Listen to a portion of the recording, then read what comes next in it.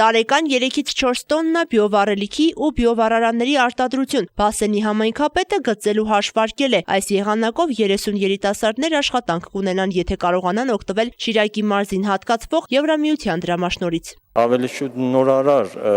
կոմպոնենտներ է պարունակելու մեր ծրագիրը, քանի որ Հայաստանում բիովառելիքի արտադրությունը կազմակերպված չէ, չկա դեռևս, իսկ մենք արդեն ունենք այդ նորարար գործունեությունը ծավալած, ուստի վստահ ենք, որ այդ նորարար ուղղությամբ կարող ենք որոշակի հաջողությամբ հասնել։ 1 միլիոն եվրո կստանա այն կազմակերպությունը, որը Շիրակում աշխատատեղեր ստեղծող գաղափար կներկայացնի։ 700,000 եվրոն տրամադրում է Եվրոպական միությունը, 175,000-ը Հայաստանի կառավարությունը։ Նվազագույնը 10%-ը համաֆինանսավորելու են դիմորդները, շեշտը դրվելու է մշակութային ոլորտի կամ ստեղծարարության վրա։ Եվրամիության տեսփանը նշում է, փորձում են այս ճանապարհով Հայաստանի մարզերի միջև սոցիալական եւ տնտեսական համաչափ զարգացում ապահովել։ Պյոտր Սվիտալսկին հույս ունի, որ հատկապես մրցունակ կլինեն ստարտափ ՓՄԶ-ները։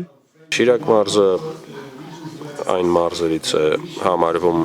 որտեղ մենք որպես Եվրամիություն պետք է ավելի շատ ներդնենք։ Կա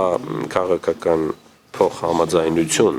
այս տեսանկյունից։ Եթե ունեք հետաքրքիր մտքեր այն մասին, թե ինչպես կապել մշակույթը եւ աշխատատեղերի ստեղծումը, ապա համեցեք։